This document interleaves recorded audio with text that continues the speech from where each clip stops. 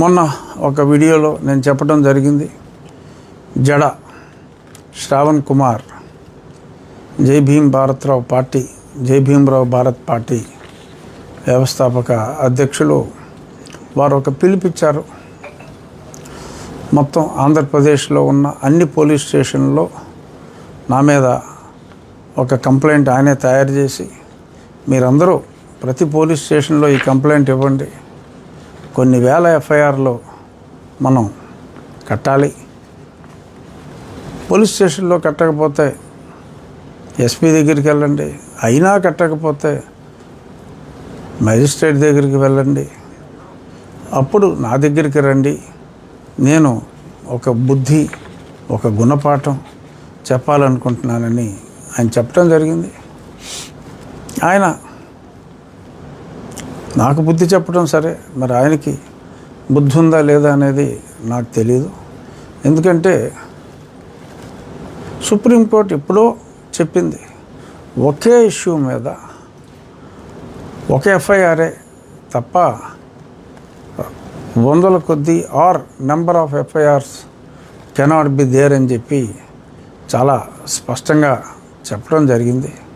అయినప్పటికీ ఒక కుట్రపూరితంగా ఒక కంప్లైంట్ని ప్రిస్క్రైబ్ చేసి రాష్ట్రం అంతా అదే కంప్లైంట్ ఇవ్వాలి అని చెప్పి మతాల మధ్య లేని వైషమ్యాల్ని, కులాల మధ్య లేని వైషమ్యాల్ని, కేవలం నేను రాజ్యాంగాన్ని అనుసరించండి, మీరు మార్చడానికి చేసే ప్రయత్నం వలన తప్పు లేదు, కానీ ఆ రాజ్యాంగాన్ని మార్చే వరకు అనుసరించవలసిన బాధ్యత మన మీద ఉంది అని చెప్పి రాజ్యాంగం మీద గౌరవంతో, చట్టం మీద గౌరవంతో నేను 4 మాటలు మంచి మాటలు చెప్తే విద్వేషాలు సృష్టించటానికి నేను చేశానని మాట్లాడుతూ కల్పితంగా విద్వేషాలు బారు సృష్టించటానికి ప్రయత్నం చేస్తున్నట్టుగా ఆ సింగిల్ కంప్లైంట్ని అందరూని ఇవ్వమంటం ద్వారా చాలా స్పష్టంగా అర్థమైంది. ఇదే కుట్రని నేను విశదీకరిస్తూ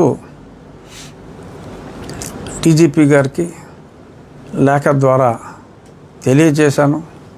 ఇలా సంఘంలో కులాల మధ్యన, మతాల మధ్యన, మరి సుప్రీంకోర్టు తీర్పులకు వ్యతిరేకంగా మాట్లాడుతూ, రాజ్యాంగానికి వ్యతిరేకంగా మాట్లాడుతూ ఇలా చేయటం సమాజంలో లేనిపోని కుంపట్లు రాజేయటానికి దోహదపడుతుంది అంటూ నేను చాలా స్పష్టంగా డీజీపీ గారికి, సుప్రీంకోర్టు ఏదైతే చింతాడ ఆనంద్ ఇష్యూలో తీర్పిచ్చిందో, ఆ తర్వాత బాపట్ల కలెక్టర్ అతని సర్టిఫికెట్ రద్దు చేశాడు, అవన్నీ కూడా పొందుపరిచి మరి ఈ చట్టాన్ని ఫాలో అవ్వండి, ఈ రాజ్యాంగంలోని ఈ 341 అధికరణాన్ని ఫాలో అవ్వండి, సుప్రీంకోర్టు తీర్పుని అర్థం చేసుకోండి అని స్పష్టంగా చెప్తే దానికి ఈ రకంగా వక్రీకరిస్తున్నారని చెప్పి నేను, ఎందుకంటే నన్ను నా రాజ్యాంగబద్ధ పదవిలో ఉంటూ ఇలా మాట్లాడాడు అని చెప్పి వక్రీకరించినందువల్ల నేను యాజ్ ఎ డిప్యూటీ స్పీకరే ఒక కంప్లైంట్ నిన్న పంపించడం జరిగింది. అది నేను నిన్న సోషల్ మీడియాలో కూడా రిలీజ్ చేశాను. జస్ట్ ఊరికే చూపెట్టండి, లేఖ పంపించాం, తప్పకుండా చర్యలు ఉంటాయని అనుకుంటున్నా.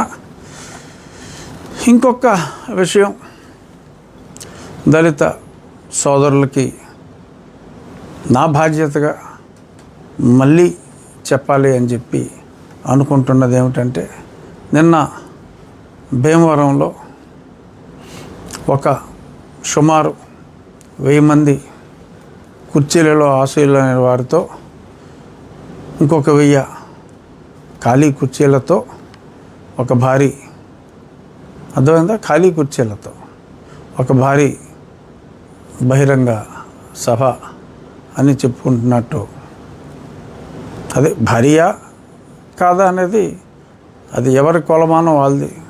500 మంది వస్తారనుకుంటే 1000 మంది వచ్చారనుకోండి, అది భారీ.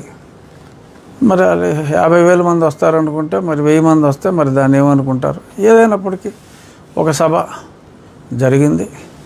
ఆ సభలో ఒక మాజీ ఐపీఎస్ ఆఫీసర్, గతంలో సిఐడి చీఫ్గా అతను పనిచేసినప్పుడట 4,000 SC/ST కేసుల్లో నేను ఛార్జ్షీట్ని వేయించాను అని మాట్లాడటం జరిగింది. చాలా మాట్లాడాడు. అవి కొంత అప్రస్తుతం. అయినా ఇంపార్టెంట్ ఇష్యూని వరకు నేను మాట్లాడవలసిన బాధ్యత ఉంది. సిబిసిఐడికి ఎస్సీ అట్రాసిటీ కేసెస్కి ఎటువంటి సంబంధం లేదు. ఏదన్నా ఇంటర్ స్టేటు మరీ సెన్సేషనల్ ఉంటే ఒక 2-3 కేసులు ఏదన్నా స్పెసిఫిక్గా సిఐడికి అప్పచెప్పి ఉండొచ్చు తప్ప అంతకు మించి కేసులు వాళ్ళు టేకప్ చేయటానికే లేదు. మరి 4,000 కేసుల్లో ఎస్సీ కేసుల్లో నేను ఛార్జ్షీట్ వేయించాను అని చెప్పి ఈ వ్యక్తి ఇంత బరి తెగించి మాట్లాడటం అనేది ఇంకా చాలా టూ మచ్ అది. సో దాన్ని బట్టి అవన్నీ ఫాల్స్ కేసెస్. ఎంతోమంది గతంలో కంప్లైంట్ చేశారు. వాళ్ళ స్నేహితులకి, సోకాల్డ్ ఎన్ఆర్ఐ స్నేహితులకి, వారంటే గిట్టని వారి మీద రకరకాలుగా దొంగ ఎస్సీ కేసులు ఇతనే పెట్టించాడన్న అభియోగాలు నిజమని ఇప్పుడు అతనే ప్రూవ్ చేసినట్టు అయింది. ఇప్పటికైనా ప్రభుత్వం మేల్కొని, నా కస్టోడియల్ టార్చర్ కేసులో నేను చెప్పా, ముఖ్యమంత్రి గారు ఎన్నో సమావేశాల్లో చెప్పారు కస్టోడియల్ టార్చర్ జరిగిందని. మరి అప్పుడు అతనే ఉన్నాడు. 164 స్టేట్మెంట్స్ అయినాయి. ఇతని పాత్ర క్లియర్గా స్పష్టంగా అర్థమైంది. అయినప్పటికీ మరి ఆ సంబంధిత అధికారులు ఏదో ఒకసారి 2 గంటలు 3 గంటలు మాట్లాడారు. తర్వాత మళ్ళీ మాట్లాడిన దాఖలాలు అయితే కనిపించట్లా. ఇప్పుడు అతనికి సంబంధం లేని ఇష్యూలో 4,000 ఛార్జ్షీట్లు పెట్టించానని చెప్పి ఇంతగా బరి తెగించి ఒక అధికారి ఇలా మాట్లాడుతూ ఉంటే మరి గుట్లు అప్పగించి చూడటం I don't think it comes under good governance. So ఇది డెఫినెట్గా ప్రభుత్వం దృష్టికి ఈ పర్టికులర్ స్టేట్మెంట్ అనేది వాళ్ళు తీసుకొని దీని మీద కండక్ట్ అన్ ఎంక్వైరీ. అంటే ఎన్ని సంబంధం లేని వ్యక్తి ప్రేరేపించి ఛార్జ్షీట్లు వేసానని చెప్పి బజార్లెక్కి చెప్పుకుంటూ తిరుగుతూ ఉంటే కూడా ఇతనికి సంబంధం ఏమిటి ఆ ఛార్జ్షీట్లు వేయించడంలో అనేది కనీసం ఎంక్వైరీ అన్నది వేయాలి. దీని మీద నేను I will write to the government as a citizen of the state. I will write to the government to make an inquiry against this statement. క్రైస్తవుడిగా ఉండటం తప్పు కాదని చెప్తున్నా. అలాగే మన చీరాల పాస్టర్ గారు సోదరుడు చింతాడ ఆనంద్ మాదిగా, ఆయనకు మేము పూర్తి బేషరతుగా మద్దతు ప్రకటించాం. ఆయన న్యాయ పోరాటంలో ఆయనకి తోడుగా ఉంటానని నేను చెప్పాను. చాలామంది అన్నారు, మీరు మాదిగలతో ఎందుకు కలుస్తున్నారు? బాబు, క్రైస్తవు అందరికీ ఒకటే. మాదిగ క్రైస్తవు, మాల క్రైస్తవు అని లేరు, ఒక ఆయనే ఉన్నాడు. కాబట్టి అందరూ ఒకటే, దళితులు అందరూ ఒకటే. అంటరాంతనం, మాల అంటరాంతనం, మాదిగ అంటరాంతనం అని లేవు. అందరికీ అంటరాంతనమే, అందరికీ వివక్షే. కాబట్టి మనం ఇక్కడ ఉన్నది ఏదో జరిగిపోయిన విషయాలు తలుచుకొని ఓదో శత్రుత్వం పెంచుకోవడానికి కాదు. నేను అందరికీ ఒకటే చెప్పాను, మీరు కారంచేడులో మిమ్మల్ని నరికి తన్నిన పార్టీతోటి మీరు ఉంటారు, చంపేసిన పార్టీతో ఉంటారు. చుండూరులో నరికేసిన పార్టీకి ఓట్లేస్తారు. ఆ కులాలు మంచివే, మాదిగులు మాత్రం చెడ్డోళ్ళ, మాలలు మాత్రం చెడ్డోళ్ళ? ఎప్పుడన్నా ఒకళ్ళనొకళ్ళు నరుక్కున్నారా? ఇవన్నీ కూడా మన మధ్యలో ఎవరో చిచ్చు పెట్టడానికి చేస్తే మనం ఇక అదే పట్టుకొని తవ్వుకొని దూరం అయిపోవటం మంచి పద్ధతి కాదు. గతం జరిగింది ఏదో జరిగిపోయింది. నేను ఎప్పుడైనా అన్నానా? నాకు ఆపద వచ్చినప్పుడు మాదిగలు ఎవరు మాట్లాడలేదు, మా దాసరి చెన్నకేశవులే మాట్లాడాడు, మా కులపోడే మాట్లాడాడు, మా విద్యాసాగరే మాట్లాడాడు, వీళ్ళు మాట్లాడలేదని నేను ఎప్పుడన్నా మాట్లాడాను? అవన్నీ తప్పు. మాట్లాడకూడదు అట్లా. ఒక రెండు కులాలు కలుస్తున్నప్పుడు, ఒక మంచి జరుగుతున్నప్పుడు దాన్ని చెడగొట్టే మాటలు మనం మాట్లాడకూడదు. కనీసం మనం ముందుకు తీసుకెళ్ళాలి తప్ప, మనం ఒక తాటి మీద ఉండాలి తప్ప, విడగొట్టేటువంటి సహోదరులు కలిసి ఉండట ఎంత మనోహరం అని ఉంది బైబిల్లో. మరి సహోదరులే కదా, మరి ఎందుకు? నాకు కొంచెం వాక్యం తెలుసు. ఎందుకంటే ఇగో మా చింతలపూడి వాళ్ళు అందరూ వచ్చారు. మా తాతగారు చర్చ్ ఆఫ్ సౌత్ ఇండియా సిఎస్ఐలో ఆయన పాస్టర్ గారు, మా గ్రాండ్ ఫాదర్ ఆయన సిఎస్ఐ హెడ్ మాస్టర్ కూడా. ఆయన పేరు నూతులపాటి కాంతయ్య గారు, మా అమ్మమ్మ గారి పేరు నూతులపాటి ఎస్తేరమ్మ గారు. కాబట్టి వాళ్ళు ఎప్పుడు పొద్దున్న లెగిసిన దగ్గర నుంచి, నేను మా తాతగారి ఇంట్లో పెరిగా కొంతకాలం. పొద్దున్న లెగ్గానే ప్రార్థన ఉంటుంది, టిఫిన్ చేయడానికి ప్రార్థన ఉంటుంది, లెగిసిన వెంటనే ఒక ప్రార్థన, టిఫిన్ చేయడానికి ఒక ప్రార్థన, బయటికి వెళ్తుంటే ఇంకో ప్రార్థన. అదృష్టవశాత్తు మనం భోజనం బయట చేస్తే పర్లేదు, కానీ మళ్ళీ ఇంటికి వచ్చి భోజనం చేస్తే భోజనానికి ఒక ప్రార్థన. సాయంత్రం బైబిల్ చదివి కీర్తనలు పాడి ఆ తర్వాత మళ్ళీ ఇంకో ప్రార్థన భోజనం తర్వాత. ప్రతిరోజు, ఒకరోజు కాదు. అలాగే ఏ మాట మాట్లాడాలన్నా దానికి ముందు ఒక బైబిల్ ఒకటి రిఫరెన్స్ తీస్తారు. ఎవరన్నా గొణుగుతున్నారు అనుకోండి, ఈ గొణుగుడే ఇశ్రాయేలుని నాశనం చేసిందంటారు. ఏంటమ్మా వాళ్ళు ఎవరు? ఇక్కడ మనం కొనుక్కోవటానికి ఇశ్రాయేలీలకి సంబంధం ఏంటి అని అంటే ఏదో చెప్తారు. ఈ డొనాల్డ్ ట్రంప్ వెళ్ళి అక్కడ హర్ముజ్ జలసంధి మీద పడినట్టుగా. అలాగా క్రైస్తవం అనేది ఒక జీవన విధానం. అలాగే నేను ఈ మాట ఎందుకు చెప్తున్నానంటే, మా తాతగారు ఇంగ్లీష్ పండిటు, చదువుకున్నాడు, హెడ్ మాస్టరు. అయినప్పటికీ కూడా, ఆయన క్రైస్తవుడు అయినప్పటికీ కూడా, ఆయన ఎవ్వరూ కూడా క్రైస్తవుడు అని అనలా. మాల మాస్టర్ అనేవాడు.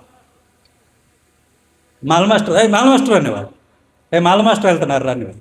మరి ఏంటి ఆయన క్రైస్తవుడా? ఏం ఉపయోగం? నేను మాట్లాడాలనుకున్న పాయింట్ అది. ఆయన ఏదైతే ఏంటి, మరి మా నాన్నగారి తండ్రి, ఆయన పేరు పాతాళ పెంటయ్య గారు, ఆయన హిందువు, అలానే ఉన్నారు. మరి ఆయన ఆయన ఆయన ఎలాంటి హోదా అనిపించాడో పెదమాలగా, ఏ కులంలో ఉన్నాడో జీవితాంతం అదే కులంలో ఉన్నాడు. మరి క్రైస్తవుడిగా ఉన్నటువంటి ఇంకొక ఆయన కూడా అదే కుల వివక్ష అనుభవించాడు. ఆనరబుల్ హైకోర్టు చేసింది, అది చెప్పరేమి? ఆ హైకోర్టు ఏం చెప్పింది? ఇంట్లో పటాలు ఉన్నంత మాత్రాన క్రైస్తవుడు కాదు, చర్చికి వెళ్ళినంత మాత్రాన క్రైస్తవుడు కాదు, బైబిల్ ఉన్నంత మాత్రాన క్రైస్తవుడు కాదు, కేవలం బాప్తిస్మం తీసుకున్నట్టుగా ఉంటే మాత్రమే క్రైస్తవుడు అని చెప్తే, ఆ విషయం ఎవరు మాట్లాడరు. ఎందుకు మాట్లాడరు?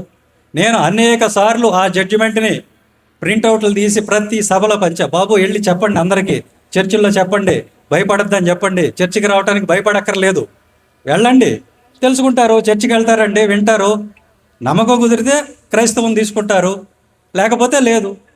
గుడికి వెళ్తారు, వింటారు, కుదిరితే అక్కడికి వెళ్తారు.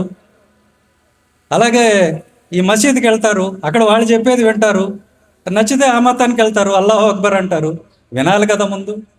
ప్రూవెన్ ఫ్యాక్ట్ ఏంటంటే మతం మారినంత మాత్రాన కులం అనేది పోదు, కుల వివక్ష పోదు. కులం అనేది మన ఒంటి మీద ఉన్నటువంటి చర్మం లాంటిది. ఈ చర్మం పోదు. నువ్వు పుట్టినప్పుడు ఏ చర్మం ఉంటుందో, ఏ రంగులో ఉంటుందో, చనిపోయేదాకా కూడా అదే ఉంటుంది. ఈ మతం అనేది మనం వేసుకునే బట్టలు లాంటి. ఇవి మార్చుకోవచ్చు. ఈరోజు హిందూయిజంలో ఉండొచ్చు, రేపు క్రైస్తవంలోకి రావచ్చు, ఎల్లుండి మళ్ళీ బుద్ధిజంలోకి వెళ్ళొచ్చు, అవతల ఎల్లుండి ఇస్లాంలోకి వెళ్ళొచ్చు. ఇది మారుతుంది, కానీ ఈ చర్మం మారుతుందా? కాబట్టి కులం అనేది పుట్టుకతో వచ్చింది.